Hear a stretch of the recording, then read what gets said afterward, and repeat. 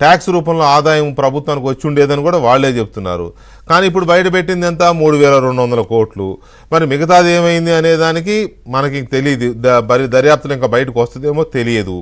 So ఇవన్నీ చూస్తే ఈ దర్యాప్తు స్పీడ్గా జరుగుతున్నప్పటికీ కూడా జగన్మోహన్ రెడ్డి వేసిన స్కెచ్ని చూస్తే మీకేమనిపిస్తుంది?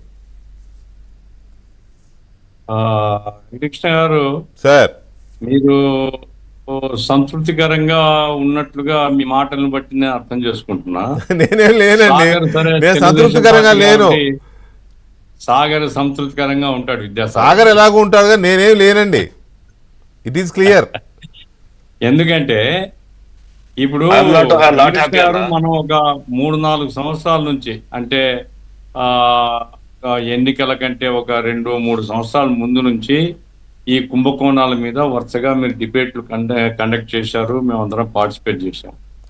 ప్రజల్లో ఉండేటువంటిది ఏంటంటే వీళ్ళు వచ్చిన వెంటనే ఈ కుంభకోణాలన్నీ బయటకు వస్తాయి, ప్రజాధనం కొల్లగొట్టినటువంటి దొంగలు ఎక్కడ తప్పించుకోలేరు. ఇప్పుడు ఎందుకు కోపం ఉందండి జనానికి జగన్ మీద?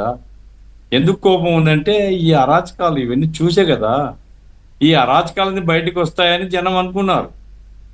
అవేమి ఇప్పుడు వాసుదేవరెడ్డి అసలు ఎక్కడ పోయినాడో చాలా కాలం కనపడలే. నేను సందర్భంలో చెప్పాను కూడా, ఏమన్నా ఆ సునీత విలియమ్స్ తో పాటుగా అంతరిక్షంలో ఎక్కడ ఉన్నాడేమో వెతకండి. అవును, ఇప్పుడు భూప్రపంచం లేకుండా ఆడిపోతాడండి, దొరకడానికి చాలా టైం పట్టింది.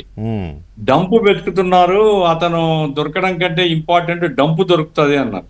డంప్ ఏమన్నా దొరికిందా అంటే నోట్ల కట్టలు దొరుకుతాయి. అది చివరికి ఏమిటి, అతను రాను వచ్చాడు, పోను పోయినాడని వచ్చినాడు, మాట్లాడి ఇప్పుడు అతను డ్యూటీలో మళ్ళీ పోయి చేరినాడు IRCTC లో.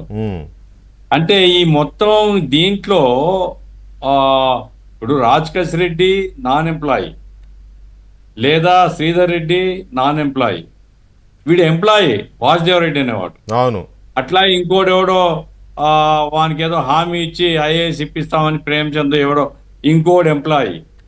అంటే వీళ్ళందరూ కూడగలుపుకొని దొంగలు కలిసి ఊర్లు పంచుకున్నట్లు అధికారులు అనధికారులు పంచుకుంటే, అధికారుల్ని ఏం చేయలేకపోయినప్పుడు అనధికారులు కూడా ఏం దొరకరు అనేది లెక్కండి. కరెక్ట్. అది అంటే ఎక్కడికి పోతుంది కేసు అనేది నేను ముందే చెప్తున్నాను కదా. కాబట్టి దీన్ని డైల్యూట్ చేయడమే మార్గంగా వాళ్ళు పెట్టుకున్నారు. ఇప్పుడు రాజకేశ్ రెడ్డి ఇప్పుడు చెప్పినాడు, రేపు ఇదే చెప్తాడా, సంతకం చేయలే అతను, రేపు కోర్టుకు పోతే నన్ను కొట్టినారు, బలవంతంగా రాపించుకున్నారు అనేది చెప్తాడు. విజయసాయి రెడ్డి ఆయన ప్లానే జగన్మోహన్ తప్పించడం. కాబట్టి నా పాయింట్ ఏమిటంటే, ఇప్పుడు ఎందుకు ఈడీ రావడం లేదు? ఈడీ ఎందుకు రావడం లేదు అంటే, ఎక్కడో చోట ఒక రకమైనటువంటి ఒక అనుబంధమో లేకుంటే ఒక మేనేజ్మెంట్ సాఫ్ట్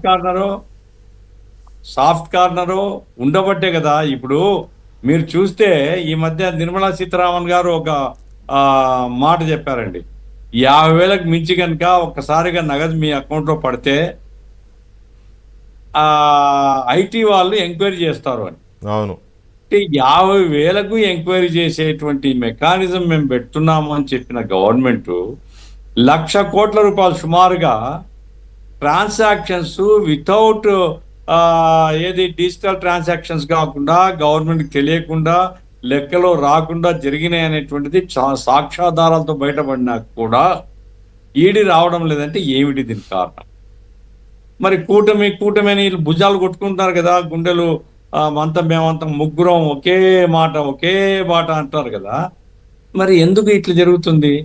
కూటమి నేతలు పోయి సెంట్రల్ గవర్నమెంట్ అడిగితే ఈడీ రాదా? ఈడీ రావడం లేదంటే ఈడీ ఎందుకు రాదు?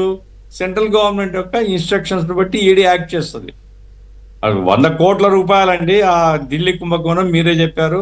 ఆ గడ్డి కుంభకోణం ఎంతండి? ఆ లాల్ ప్రసాద్ 80 కోట్లు ఎంతో. లాల్ ప్రసాద్ జైలు పోయి వచ్చాడు. ఎంతండి? 36.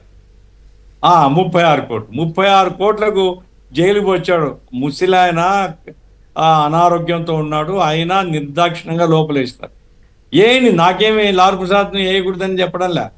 మరి ఈడ 1,000 కోట్ల రూపాయల కుంభకోణాలు జరుగుతూ ఉంటే ఈడీ రంగంలోకి రాదు, ఐటీ రంగంలోకి రాదు, సిబిఐ రంగంలోకి రాదు. అంటే ఎక్కడ కూటమిలో, నేను ఎందుకంటే బాధ కలుగుతుంది. ఈ మధ్య ఏమైపోయిందండి సార్,